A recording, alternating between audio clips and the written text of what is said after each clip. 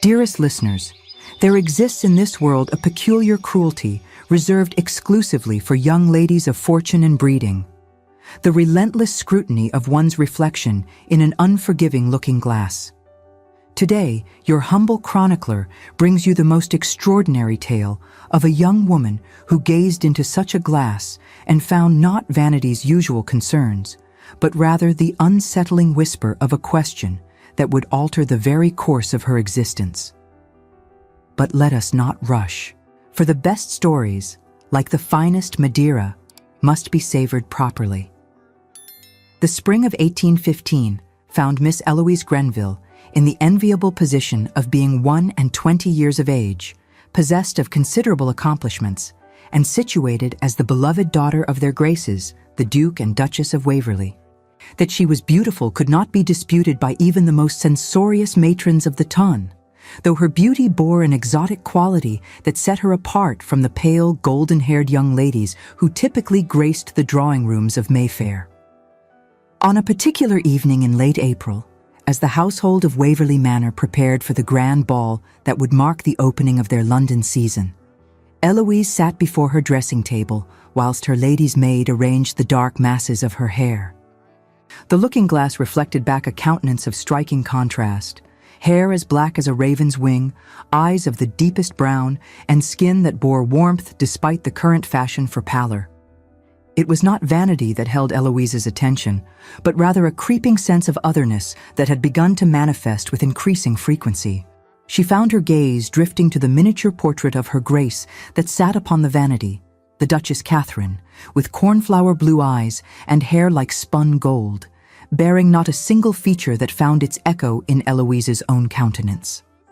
His Grace, the Duke Richard Grenville, was similarly fair, as had been every ancestor whose portrait lined the gallery at Waverley Manor. The question pressed forward with uncomfortable insistence: to whom precisely did she bear resemblance? Her maid departed, and Eloise moved to the small writing desk where she kept her most precious possessions. Among them was a miniature of the Duchess, painted when her Grace was but 18. Eloise held it beside her own reflection, and searched desperately for some shared feature that might quiet the unease in her heart. There was none. The ball at Waverley Manor that evening overwhelmed the senses from the moment one entered. The sweet strain of violins floated through air thick with the mingled scent of beeswax candles and hothouse roses, while hundreds of flames reflected endlessly in gilded mirrors, transforming the ballroom into a shimmering dreamscape.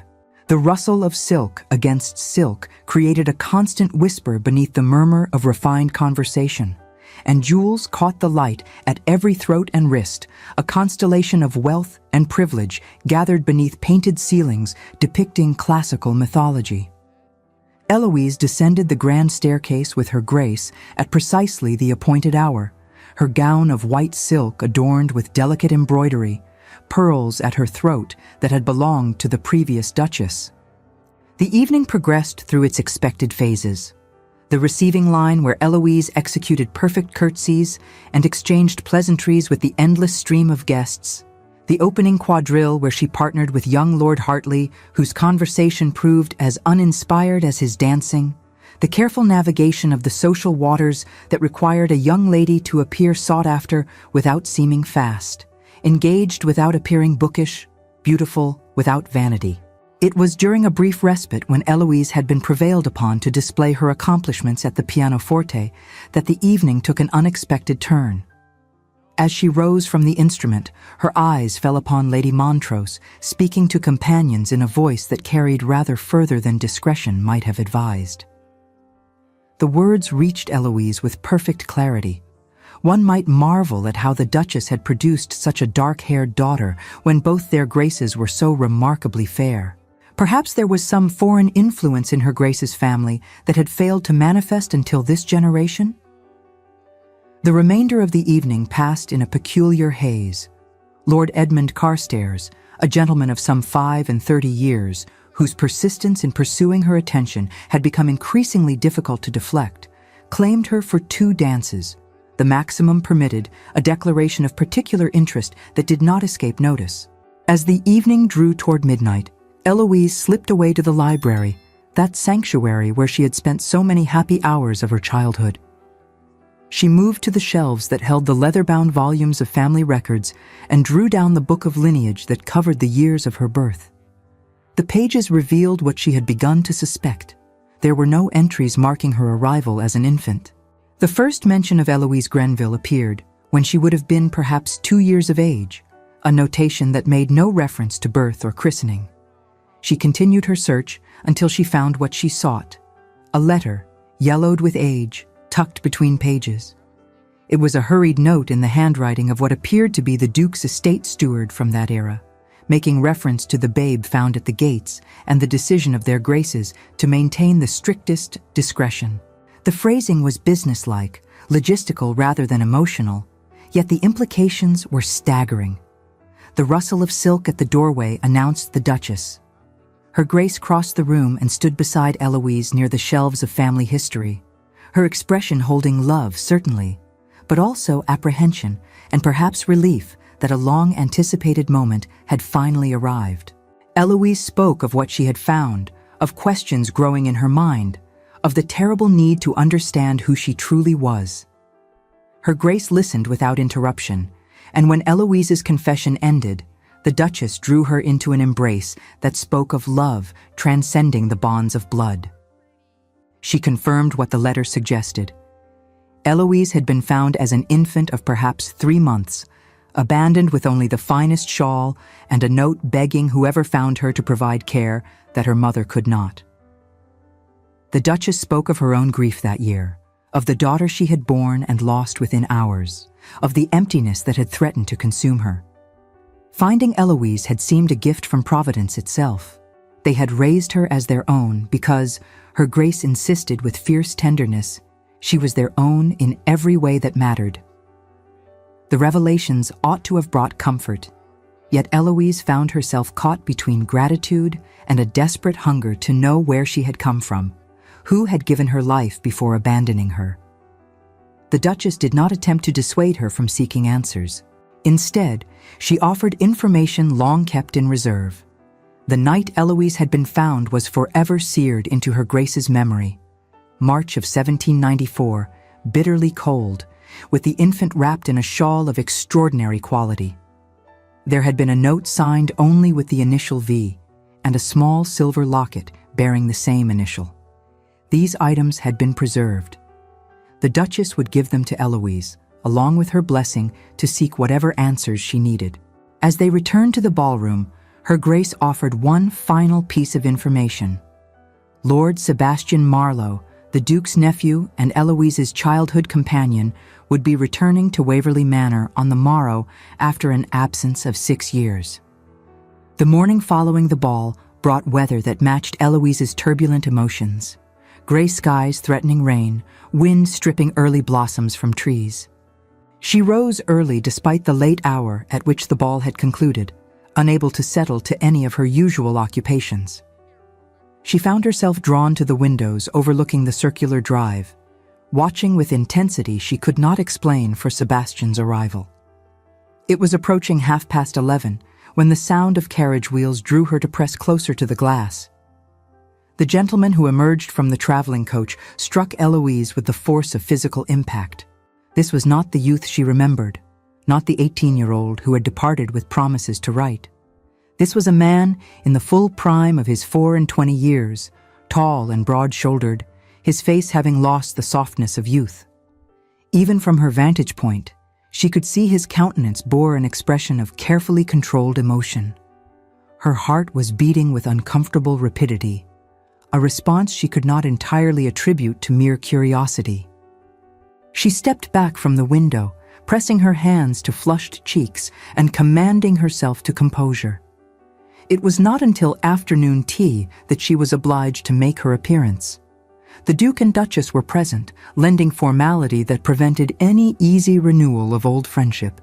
Sebastian rose immediately upon her entrance, executing a bow that would have satisfied the strictest arbiter of etiquette. When he straightened and his eyes met hers, Eloise felt something shift in the very air between them. His eyes were gray, the color of storm clouds, and they held hers for a moment that stretched beyond propriety before he looked away. He spoke her name, and the sound of it in his deeper, more mature voice sent an inexplicable shiver down her spine. The conversation that followed was everything stilted and unnatural. The Duke remained distant, his manner holding coolness that suggested lingering displeasure over Sebastian's long absence. The dinner that followed was a performance of tense silence. The only sound was the click of silver against porcelain, echoing in the space between unspoken words. The Duke spoke only to the Duchess in a formal tone that effectively excluded his nephew from the conversation. Sebastian, in turn, kept his gaze fixed on his plate, as if the answer to some intractable problem might be found there. The gentleman did not join them. Eloise retired early, pleading fatigue, though in truth she felt restless. Sleep brought dreams of gray eyes and half-remembered laughter. The breakfast room the next morning was not empty as expected. Sebastian stood at the sideboard, and at her entrance he turned with an expression suggesting he was as surprised by her early rising as she was by his presence. For a moment they simply looked at one another, and in that moment Eloise felt the weight of years fall away. This was Sebastian, despite the changes time had wrought. There was something in his eyes, recognition, pleasure, and something else, that made her heart lift. What followed was careful conversation between two people who had once been close, but now found themselves uncertain. Yet beneath mundane topics, Eloise sensed something else, a current of awareness that had not existed in their childhood friendship. She found herself acutely conscious of his physical presence. When he moved to hold her chair, his hand briefly brushed her shoulder, and the contact sent inappropriate warmth through her entire being. When he passed her the marmalade, their fingers touched for the briefest instant, and she nearly dropped the silver pot. This would not do. This was her cousin, or rather, the young man she had been raised to believe was her cousin. Such awareness was entirely improper and must be subdued immediately. Yet despite stern internal lectures, she could not prevent her eyes from following him, could not stop herself from noting the breadth of his shoulders, the strength evident in his hands. The days following Sebastian's return established a peculiar pattern. The Duke's business kept Sebastian occupied for much of each day, yet there were moments when Sebastian and Eloise found themselves in each other's company, and in those moments, something shifted between them. It began with encounters that might have been accidental, but occurred with suspicious frequency. Eloise would be reading in the library, and Sebastian would enter seeking a book. She would be walking in the gardens, and he would appear around a hedge. She would be practicing pianoforte, and he would pause in the doorway, listening with attention that made her fingers stumble over notes she had played flawlessly 1,000 times. One must confess that Eloise was not entirely innocent in these encounters. She found herself choosing the library over her sitting room with increasing frequency, selecting walking routes that passed by the study windows, practicing music at hours when Sebastian was likely at liberty. It was on the 4th day after Sebastian's return that their careful circling came to a head. Eloise had retreated to the library in late afternoon, seeking privacy to examine the items the Duchess had given her, the silver locket, the fine shawl, and the note. She sat in the window seat, afternoon light falling across the yellowed paper as she traced the letters. The handwriting was educated, feminine, written in English but with formations suggesting a writer more comfortable with French. The message was heartbreaking in its brevity. She could not keep her child, but prayed whoever found her would provide love and care she deserved. Signed simply with the initial V. Eloise was so absorbed she did not hear the door open, did not realize she was no longer alone until Sebastian's voice, quiet and gentle, asked whether she was quite all right. She startled violently, nearly dropping the fragile paper, and looked up to find him standing near with an expression of concern. For a moment she considered dissembling, but something in his eyes made her want to tell the truth. The truth came tumbling out in a rush. The looking glass and Lady Montrose's remarks, the family albums and missing miniatures, the letter and the Duchess's revelation. She told him about the shawl and locket and the terrible, wonderful, frightening reality that she was not who she had always believed herself to be. Sebastian listened without interruption, moving closer until he stood directly before her window seat. When she finally fell silent, her breath coming quickly, he did something that breached every rule of propriety but felt entirely natural. He reached out and wiped away a tear trailing down her cheek. His thumb was warm against her skin, the touch gentle beyond measure, and in that moment, Eloise felt something fundamental shift. This was not the touch of a cousin, not casual contact of childhood friendship. This was something else entirely. He withdrew his hand quickly, as though the contact had burned him, and took a step back. But the damage, or perhaps the revelation, was complete. They stared at one another in silence, charged with awareness, with possibility, with terrible knowledge that what lay between them was not simple affection of family. Sebastian recovered first. He asked whether she wished to discover the truth about her origins, and when she confirmed that she did, he offered assistance she had not dared request. He had connections on the continent, resources that might prove useful in tracing the identity of a woman known only by the initial V. If she trusted him, he would help her uncover whatever answers could be found. Eloise accepted his offer with gratitude beyond words. She showed him the artifacts, watched as he examined each with careful attention. The shawl was of a type produced by workshops in Lyon, expensive enough that it would have been owned only by someone of considerable means or by someone connected to the theatrical world. The locket was of French manufacture, the style popular in years immediately preceding the Revolution. As they bent over these remnants, their heads nearly touching, Eloise became acutely aware of how close they were, of warmth radiating from Sebastian's body, a faint scent of sandalwood and leather that clung to him. She found herself wondering what it would be like to close the small distance between them. Such thoughts were madness. Setting aside entirely the question of whether they were cousins by blood, there remained the fact that society viewed them as such. Any romantic connection would be considered highly inappropriate, if not actually scandalous. The first true test came 5 days after Sebastian's return, when Lady Morrison held a ball at her estate. Attendance was obligatory, and the Duke decreed they would all attend. Lord Carstairs appeared early, attaching himself to Eloise with persistence bordering on inappropriate. He claimed her for the first dance and made his intentions embarrassingly clear, speaking of his admiration, of comfort and luxury she would enjoy as his wife, of his desire to see the arrangement settled. Eloise deflected his suit with practiced ease, pleading need to consider such an important decision carefully. Throughout this uncomfortable exchange, she was acutely aware of Sebastian's presence across the ballroom. She caught him looking in her direction more than once, his expression unreadable, but the set of his jaw suggesting displeasure. When Carstairs finally released her, Sebastian appeared at her side with suddenness suggesting he had been waiting. He offered to procure her a plate from the supper room, his tone perfectly polite, but his eyes holding something that made her pulse quicken. They walked together through connecting rooms, maintaining proper distance, yet somehow creating intimacy through the simple act of moving in tandem. Sebastian guided her toward the terrace doors rather than the supper room, and Eloise did not protest. The terrace was blessedly cool after the overheated ballroom.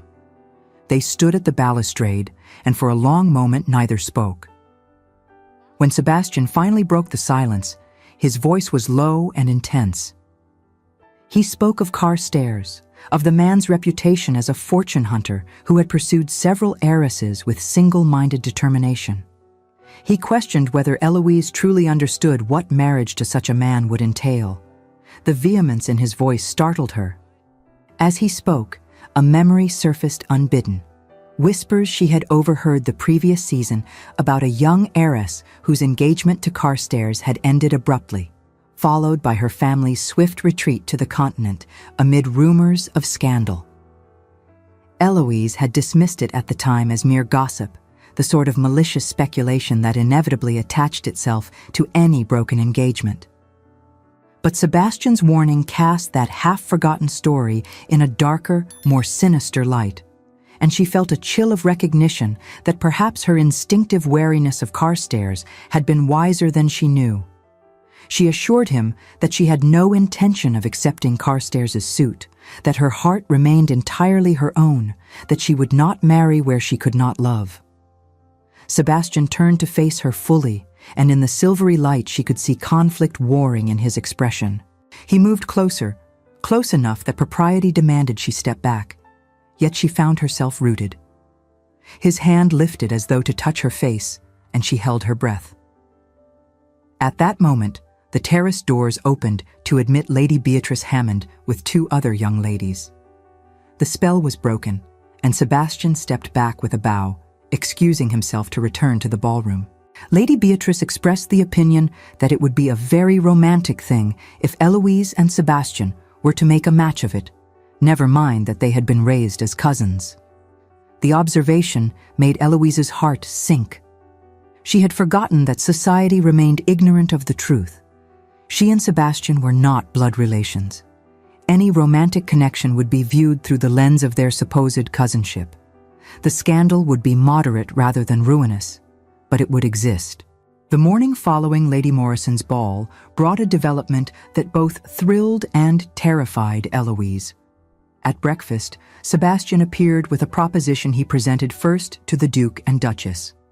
He had made inquiries regarding the possible origins of the artifacts and had received word that a jeweler in London might be able to identify the maker of the silver locket. The Duke granted permission for Sebastian to pursue this inquiry. More surprisingly, he agreed that Eloise might accompany him to London, provided the Duchess traveled as chaperone.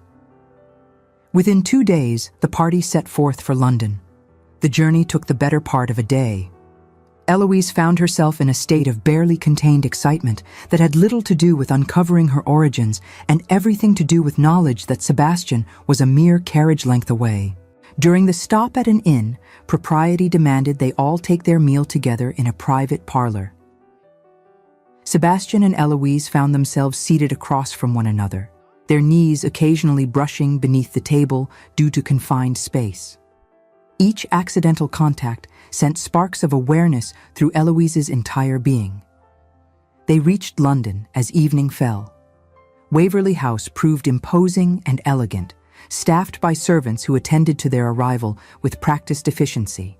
The following morning brought them to the establishment of Monsieur Leblanc, whose shop occupied a discreet storefront in a quiet alley off St. James's Street. The elderly jeweler examined the locket with careful attention, turning it this way and that in the light. After several minutes, he looked up with satisfaction. The locket was indeed French work, created by a master jeweler who had specialized in pieces for the theatrical community, opera singers, famous actresses, dancers. The style suggested it had been commissioned around 1792 or 1793, and the initial V had been added after creation. He suggested that if the locket had been connected to the theatrical world, then records kept by the King's Theatre might contain information about performers whose names began with V. By early afternoon, they found themselves in dusty archives of the King's Theatre, surrounded by ledgers chronicling decades of performances. The Duchess excused herself to pay calls, leaving Eloise and Sebastian alone save for the elderly clerk.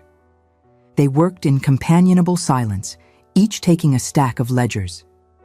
Eloise found herself acutely aware of Sebastian's presence across the small table, of the sound of pages turning, of his occasional murmurs. It was Sebastian who made the discovery as the afternoon light began to fade. He turned the book so she could see, and there, in careful script, was a name that made her heart stutter. Vivienne Rousseau, soprano, French by birth, engaged for seasons of 1792 through 1794.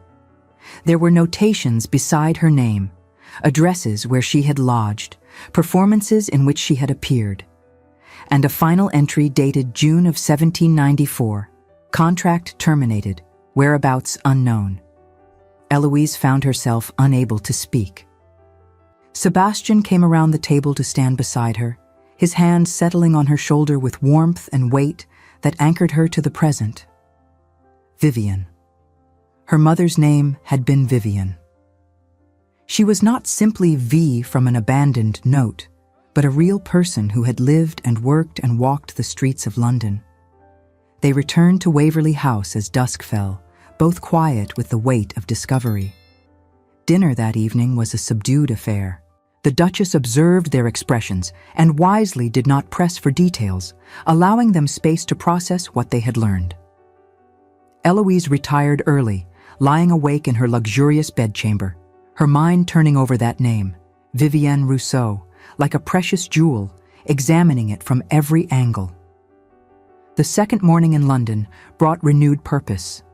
Sebastian had made inquiries the previous evening and learned that the former musical director of the King's Theatre, a Mr. Wellesley, still lived in rooms nearby and might be persuaded to grant them audience. Within the hour, they took tea with a gentleman approaching 80 years whose memory proved remarkably sharp. When Sebastian mentioned Vivienne Rousseau, the old man's face lit with recognition. He painted a picture that brought her to life, a young Frenchwoman of extraordinary beauty and exceptional talent, possessed of a voice that could move audiences to tears. She had arrived in London in early 1792 and quickly established herself as one of the most sought-after performers. There had been one patron in particular, he continued quietly, a married gentleman of high rank whose name he would not speak. The affair had been conducted with discretion, but when Vivienne began showing signs of expecting a child, the gentleman had abandoned her with shocking cruelty. Vivienne had continued to perform as long as her condition permitted, but eventually retired from the stage. She had disappeared from public view in spring of 1794, and when she resurfaced months later, there was no child with her, only sorrow that seemed to have aged her beyond her years. She had attempted to resume her career, but the spark that made her exceptional had been extinguished. Mr. Wellesley had heard years later that she had died of consumption in 1810, impoverished and alone. She had been perhaps 32 years old. The tale pierced Eloise's heart with physical pain. This woman had given her life, and then endured the loss with grief that destroyed her gift, and eventually her life itself. The note that had accompanied Eloise's abandonment took on new meaning. This had not been callous rejection, but an act of desperate love. Tears streamed down Eloise's face unchecked, and Sebastian, propriety be damned, drew her against his side, his arm around her shoulders providing support. Mr. Wellesley offered one final piece of information. Vivienne Rousseau was buried in St. Pancras churchyard, her grave marked by a simple stone purchased by fellow performers who had not forgotten her. They went directly to St. Pancras, though afternoon was advancing. The churchyard was peaceful, and it took time to locate the stone bearing Vivienne Rousseau's name. Eloise stood before it in silence, Sebastian remaining a respectful distance behind. The marker was simple, bearing only her name, years of birth and death, and a single line in French. Elle a chanté pour les anges. She sang for the angels. Eloise knelt beside the grave and placed her hand flat against cool stone. She spoke aloud, barely above a whisper, thanking this woman for the gift of life, for the sacrifice made, for loving her enough to ensure she had a better future. When she finally rose, Sebastian stood directly beside her. She turned to him, and without conscious thought, moved into his embrace, burying her face against his shoulder. His arms came around her immediately, holding her with tenderness that spoke of far more than friendship. It was Sebastian who spoke first when they drew apart, his voice rough with emotion. He told her she was remarkable, that she faced the truth with courage that humbled him, that he was honored to have been part of this journey. And then, as they stood in gathering dusk beside Vivienne's grave, he confessed the truth he had been concealing since his return. He had left England 6 years earlier, not simply to escape grief of his mother's death, but to escape his growing awareness of Eloise herself. He had been 18, she merely 15, and he had been horrified to realize his feelings for her were transforming into something entirely inappropriate. He had fled rather than risk acting on desires that seemed forbidden and wrong. The years abroad had not diminished what he felt. If anything, distance had only clarified the truth. Seeing her again had been his undoing. She was no longer the girl he remembered, but a woman who occupied his every waking thought and haunted his dreams. He acknowledged that society viewed them as cousins, that pursuing romantic attachment would invite scandal. He knew he had no right to speak, that his position offered her nothing like the wealth and status Carstairs could provide. But he could no longer remain silent. He was, he stated with quiet intensity, utterly and completely in love with her, had been for years, and would be for all years to come regardless of whether she could return his regard. The declaration left Eloise breathless. She wanted to respond, to tell him she loved him as well, but words seemed inadequate. Instead, she reached out and took his hand, lacing her fingers through his. They stood thus for a long moment, on the verge of something that would change everything. Sebastian leaned toward her, and Eloise felt her eyes begin to close in anticipation. But the church bell tolling the hour reminded them they were not alone in the world, that the Duchess would be wondering at their prolonged absence, that to be discovered in such a compromising position would create exactly the scandal they wished to avoid. They drew apart with reluctance, but Sebastian maintained possession of her hand a moment longer. He made her promise they would speak further, that she would not dismiss his confession without proper consideration. Eloise promised, though she knew already what her answer would be. The question was not whether she loved him, she did, but rather how they could navigate the complex social waters between them and happiness together. The return journey to Waverley Manor took place in a state of heightened awareness. Eloise found herself constantly conscious of Sebastian's presence, even though propriety demanded they travel in separate carriages.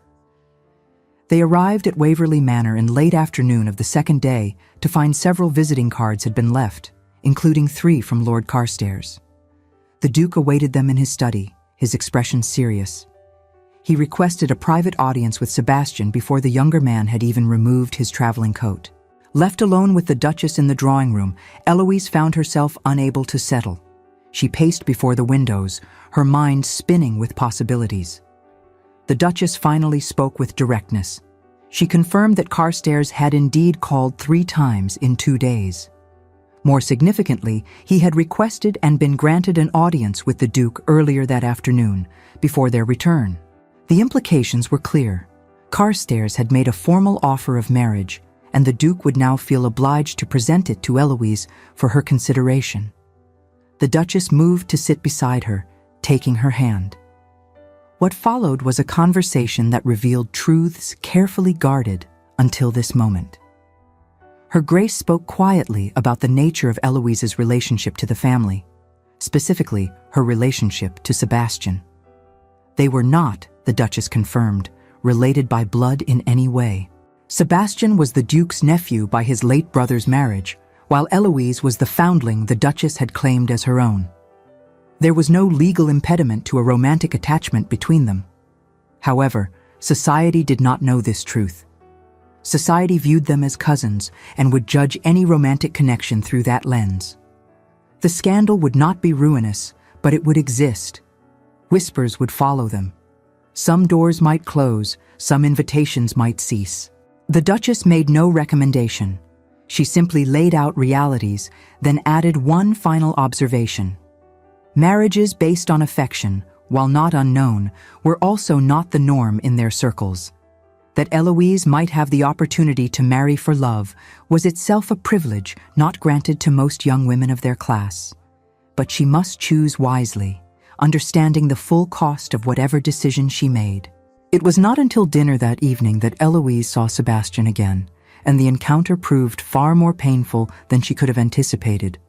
The Duke presided with usual formal courtesy, making no mention of his conversation with Sebastian or of Carstairs' offer. But Sebastian himself seemed transformed. His expression shuddered, his responses to Eloise's attempts at conversation polite but distant. What Eloise could not know, what the Duchess herself had only intuited, was the nature of the Duke's private interview with his nephew.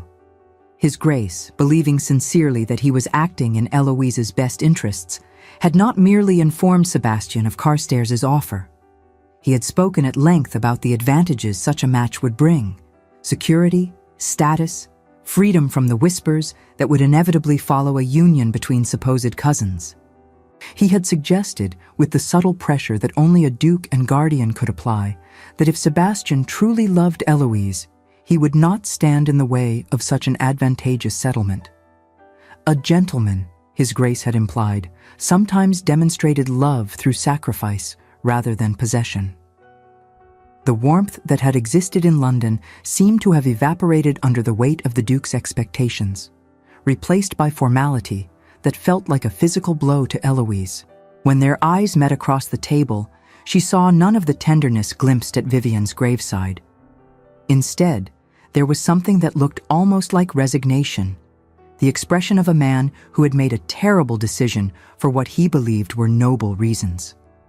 After dinner, when the Duchess retired early, Eloise found herself alone in the drawing room. She had hoped Sebastian might join her, that they might have opportunity to speak privately. Instead, he excused himself immediately, claiming correspondence required his attention. She did not sleep well, her dreams fragmented and distressing. She woke early with a sense of foreboding that intensified when her maid brought word that Lord Carstairs had called and awaited her in the morning room, having been granted permission by His Grace to speak with her privately. Carstairs was everything a young lady ought to desire in a suitor. Handsome, possessed of both title and wealth, well-connected. What he did not speak of was love or affection, or even genuine regard beyond appreciation of her beauty and accomplishments. His proposal felt transactional, a business arrangement dressed in the language of courtship. She responded with grace, thanking him for the honor while requesting time to consider such an important decision. She would give him her answer before the end of the week.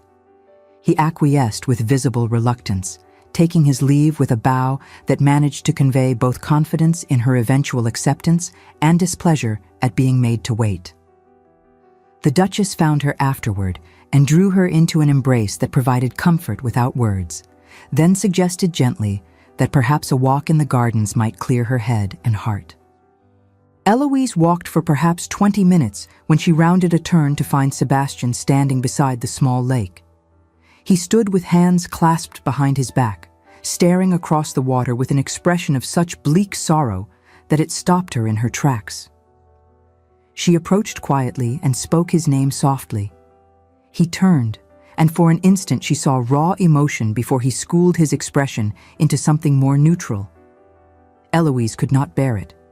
She demanded to know what had changed, why he was treating her with such distance, whether his confession at Vivian's grave had been less sincere than she had believed. What followed was a conversation marked by misunderstanding. Sebastian acknowledged that he had heard of Carstairs' offer, that the Duke had made His Grace's approval quite clear. If Eloise wished to accept Carstairs' suit, Sebastian would not stand in her way. He desired only her happiness, even if that happiness lay with another man. To Eloise, these words sounded like withdrawal, like Sebastian releasing his claim on her heart. She did not understand that his formality masked desperation, that he was attempting to be noble by not pressuring her toward a choice that would bring social difficulty. She responded with wounded pride, suggesting that perhaps she had misunderstood the nature of his feelings, that if he could so easily contemplate her marriage to another, then clearly his confession had not carried the weight she had attributed to it. Sebastian heard in these words acceptance of Carstairs. His expression shuddered completely, and he bowed with formal courtesy. He wished her every happiness in her future union, and excused himself. Eloise watched him walk away, too stunned to call him back. She stood beside the lake, replaying the conversation and recognizing too late all the ways they had misunderstood one another. By the time she returned to the house, Sebastian had departed for London on urgent business. He was not expected to return before week's end, precisely when Eloise had promised to give Carstairs her answer. The days that followed were among the most miserable of Eloise's life. She moved through expected routines with mechanical precision, but her heart was not engaged in any of it. Lady Beatrice called, full of cheerful gossip about the upcoming ball at Lady Morrison's country house, where half the county would be in attendance. Carstairs would expect her answer at the ball, would likely wish to make a public announcement of their engagement if she accepted. And Sebastian would be absent, lost somewhere in London, believing she had chosen Carstairs. The morning of Lady Morrison's ball dawned with deceptive beauty. Eloise had spent the preceding night in wakeful contemplation, finding each possible course of action wanting. She had been resting for perhaps an hour when her maid appeared with word that Lord Carstairs had arrived and requested an audience. The matter must be resolved one way or another. She descended to find Carstairs awaiting her in the drawing room. There was something proprietary in the way he stood near the fireplace, as though he already considered himself master of this space. He wasted no time. Surely by now she had reached a decision regarding his generous offer. He spoke as though her acceptance was a foregone conclusion. Eloise drew herself up and prepared to deliver her refusal. She thanked him for the honor but regretfully must decline. She could not in good conscience accept his suit when her heart remained unengaged. Carstairs' expression transformed. The veneer of gentlemanly courtesy fell away. His voice, when he spoke, held none of its previous warmth. He observed that her refusal was precipitous, that perhaps she did not fully understand the implications. And then, with coldness that made her blood run chill, he mentioned that it would be unfortunate if certain irregularities regarding her origins were to become common knowledge. He had made inquiries. He knew about the circumstances of her birth, about the foundling child that the Duchess had claimed, about the absence of any legal claim to the name and position she enjoyed. Eloise responded with icy precision that would have made her Grace proud. She informed him that whatever information he possessed changed nothing. She would not be coerced into marriage through threats. Carstairs moved closer, his expression hardening. He suggested she reconsider very carefully. Her current comfortable existence depended entirely on the Duke's continued goodwill. If society learned she was merely a foundling of unknown parentage, her position would become untenable. Her only hope of maintaining status was to accept his offer. He would await her answer at the ball that evening. With a bow that somehow managed to convey both confidence and contempt, he departed. For several minutes, Eloise remained frozen. Then, with sudden clarity, she knew what she must do. She could not face this alone. She found the Duchess in her private sitting room and poured out the entire encounter. Her Grace listened with an expression that grew increasingly severe, and when Eloise concluded, the Duchess rose with decisiveness. They would face this together. The Duke must be informed immediately. More than that, it was time for all truths to be revealed, including truths His Grace had kept concealed. Within the hour, Eloise found herself in the Duke's study along with the Duchess. What unfolded over the next hour would alter her understanding of her past in ways she could never have anticipated. The Duke, faced with his wife's insistence and Eloise's distress, spoke with unusual hesitancy. He explained that when Eloise had been found as an infant, he had made discreet inquiries, as any responsible guardian would, attempting to discover her origins. The quality of the items that had accompanied her suggested wealth and status, and he had suspected involvement of someone from the upper ranks of society. But the trail had gone cold quickly. Without a name, without witnesses willing to speak, he had been forced to accept that some mysteries might never be solved. He had put the matter aside as the years passed, focusing instead on raising Eloise as his daughter. Until recently, mere weeks ago in fact, when Lord Lumley had requested a private audience. The elderly peer, facing his own mortality and tormented by decades of guilt, had confessed to being Eloise's father. He had told the Duke the full story: his affair with Vivienne Rousseau, his cowardly abandonment when she became with child, his assumption that she had made arrangements for the infant herself. He had not known, he claimed, that Vivienne had been forced to abandon her baby. He had not known anything beyond his own shame until, by chance, he had heard rumors about the Duke's ward and her mysterious origins. Lord Lumley had come to the Duke seeking permission to acknowledge Eloise privately, to make some provision for her future, to seek forgiveness for failures as a father. His Grace had been considering how to approach this delicate subject, how to tell Eloise and the Duchess this shocking news, how to verify Lumley's claims, how to protect Eloise from potential fortune hunters who might see her newly discovered connection as opportunity, when Carstairs' investigation and subsequent blackmail had forced the matter into the open. The Duke's voice held genuine regret as he explained this. He had wanted to give Eloise time, to present the information gently, to allow her to process her discoveries about Vivian before adding this new layer of complexity. Instead, circumstances had stripped away his ability to control the revelation. As the Duke spoke, the Duchess's hand tightened around Eloise's with almost painful force. Upon her Grace's countenance, there was no shock, no sense of betrayal at having been kept ignorant of Lord Lumley's recent confession, only an intensification of the fierce protectiveness that had always defined her love for Eloise. If anything, the revelation of a biological father seemed only to solidify the Duchess's own claim, earned not through blood, but through 2 decades of devoted care to the title of mother. The words the Duke spoke seemed to reach Eloise from a great distance, each one falling into the stunned silence of her mind like stones dropped into deep water. A low buzzing began in her ears, and the familiar study, with its leather-bound volumes and rich tapestries, where she had spent countless hours reading while the Duke attended to correspondence, suddenly appeared strange and unfamiliar, as though she were seeing it for the first time through eyes that no longer recognized anything as certain. The Duchess took her hand and spoke with fierce tenderness.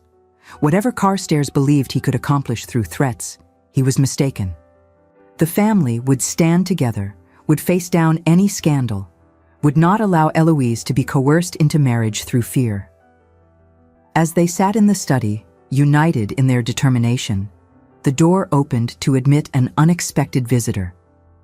Sebastian stood in the entrance, travel-stained and exhausted, his expression transforming to alarm as he took in Eloise's pale face and the grim determination evident in both the Duke and Duchess. He had returned early from London, unable to bear remaining away when Eloise faced giving her answer to Carstairs.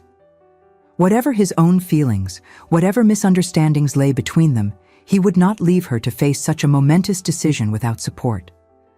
The Duke related the morning's events in terse sentences. As the tale unfolded, Sebastian's expression darkened with fury.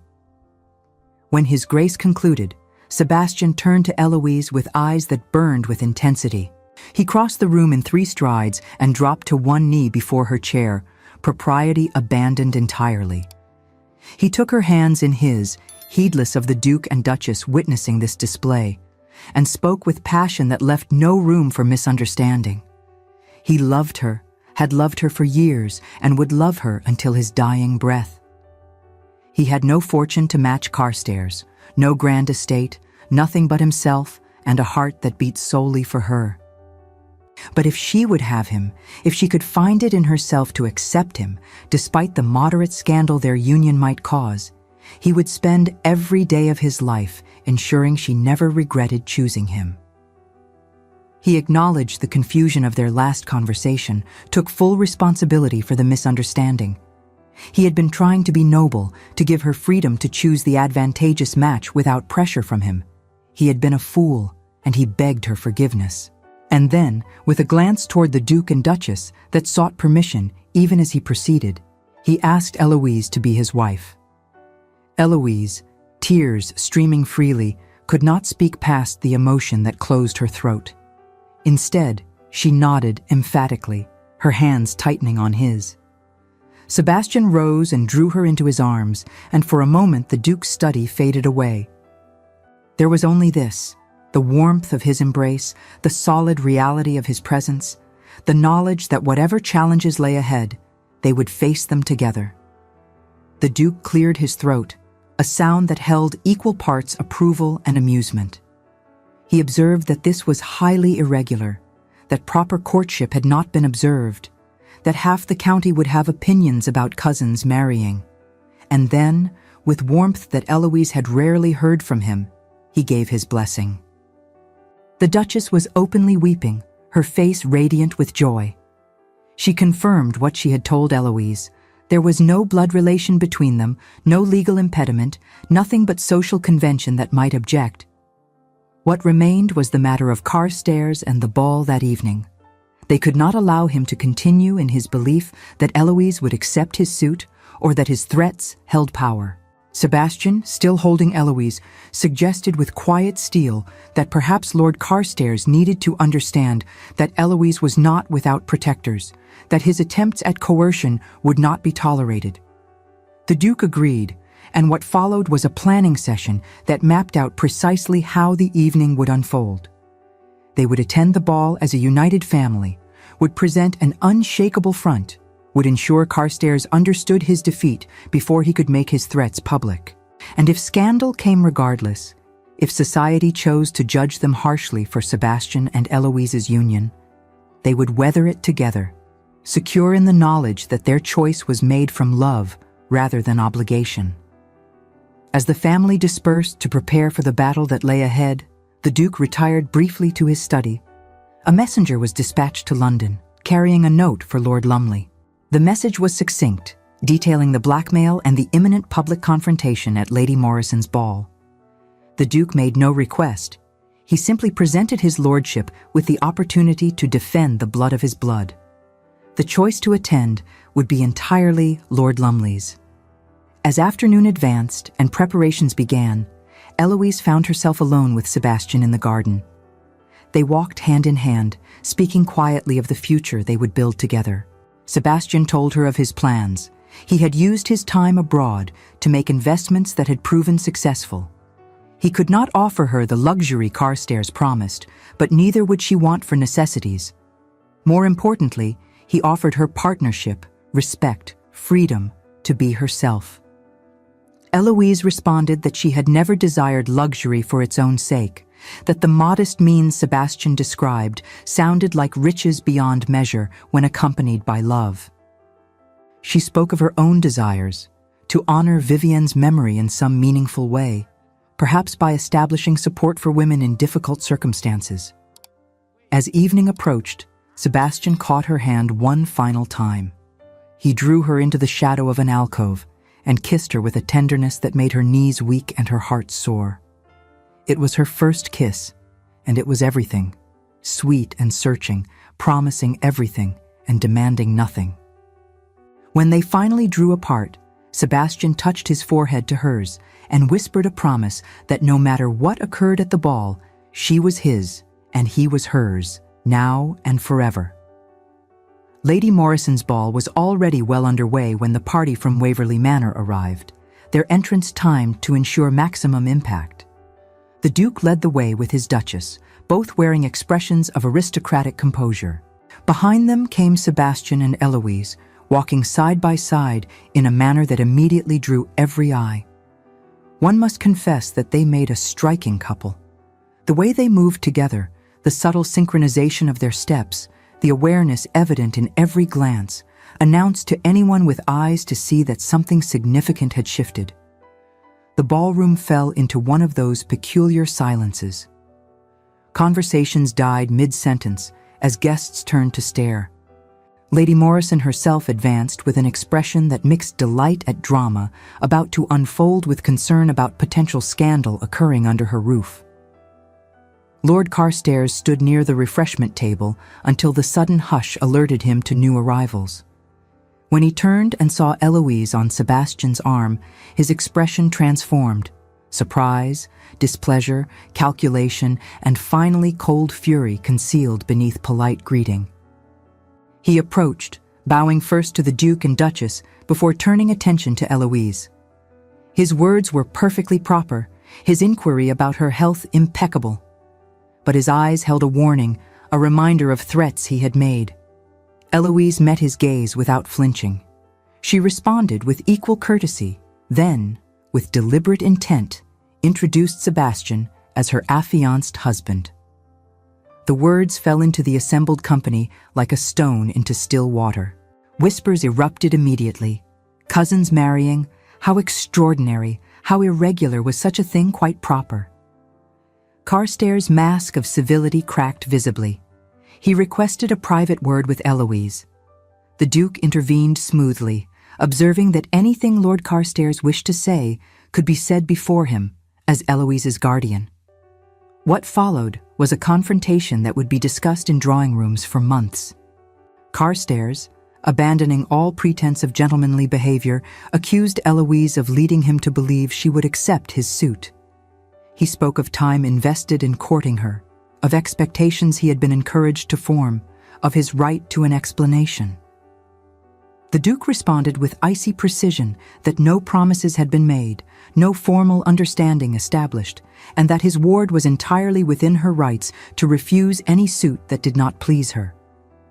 Carstairs, his face flushed with fury and humiliation, in his rage abandoned every pretense of gentlemanly conduct.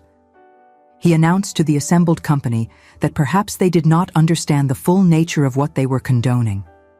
Miss Grenville, and here he emphasized the name with contempt, was not who she pretended to be.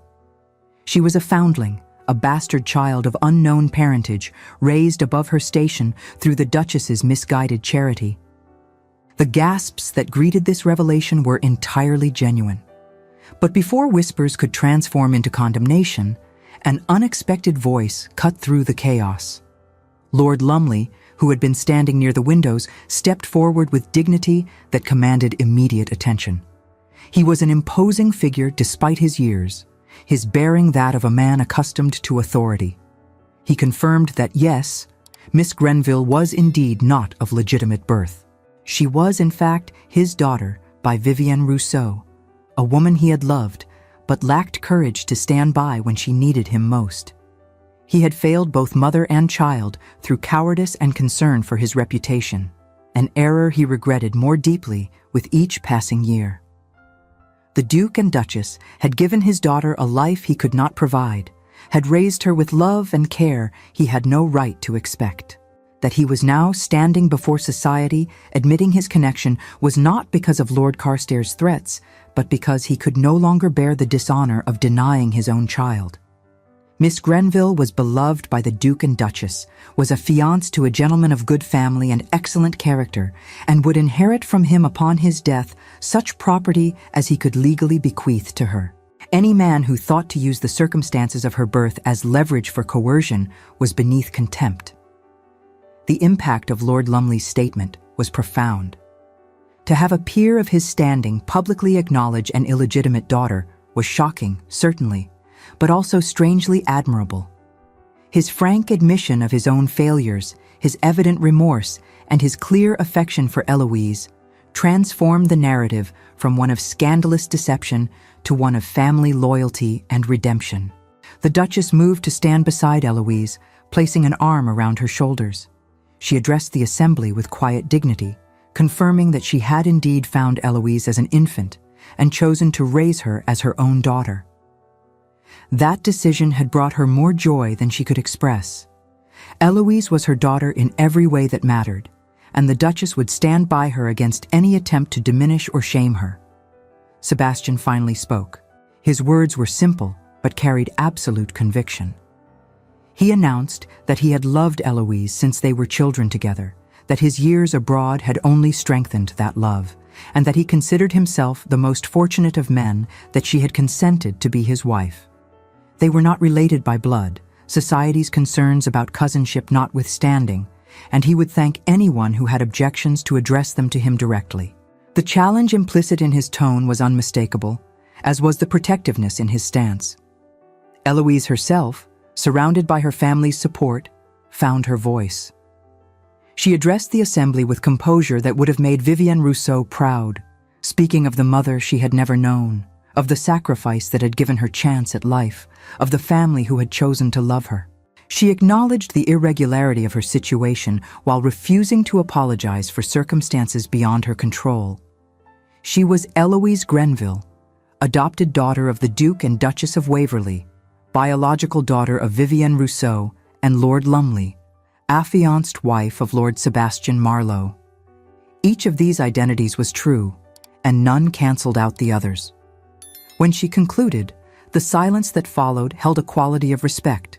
Lady Morrison was the first to move, crossing the ballroom to embrace Eloise with genuine warmth and declaring that anyone who thought less of Miss Grenville for the circumstances of her birth was not welcome in her home. Other guests followed, though not all. Some families departed immediately, their disapproval evident. Lady Montrose and her coterie withdrew to the far side of the ballroom. But a surprising number of guests remained, and many approached to offer congratulations and support. Lady Beatrice arrived in a flurry of silk and enthusiasm, embracing Eloise with such force, both nearly toppled. She declared it the most romantic thing she had ever witnessed. Lord Carstairs himself had vanished during the confrontation. But word would soon spread about his behavior, about his attempt to coerce an innocent young woman through blackmail. Several gentlemen made pointed comments about the necessity of maintaining honor, observations clearly intended to reach Carstairs' ears. Sebastian and Eloise took to the dance floor for the first time as an engaged couple, their waltz drawing every eye. They moved together with unconscious grace, lost in their own world despite the dozens of spectators. The evening progressed, the ball resuming something approximating normal activity, though conversations were decidedly more animated than usual. It was near midnight when the party from Waverley Manor finally departed, exhausted but triumphant. The carriage ride home was marked by comfortable silence. The Duke observed that they had weathered the storm admirably, that the scandal would be significant but manageable, that time and Eloise's evident worth would eventually overcome most objections. Lord Lumley had requested permission to call upon Eloise. He wished to establish a relationship with his daughter, to make what amends he could. The decision whether to receive him rested entirely with Eloise. Eloise considered this in silence, her hand clasped in Sebastian's. She decided that yes, she would receive Lord Lumley, not because she owed him anything, but because she had learned through her own search for origins that understanding one's past was essential to building one's future. The Duchess mentioned that they must begin planning the wedding immediately. A long engagement would serve no purpose. Better to marry quickly, establish themselves as a devoted couple, and allow society to adjust to their union as an accomplished fact. By the time they arrived at Waverley Manor, it had been decided. They would marry within the month, in the chapel on the estate, with only their closest friends and family in attendance. The residence that Sebastian and Eloise established some 20 miles from Waverley Manor was not grand by aristocratic standards, but it was beautiful in its simplicity and warmth. 2 years had transformed the scandal of their union into a story that society had come to view with something approaching approval.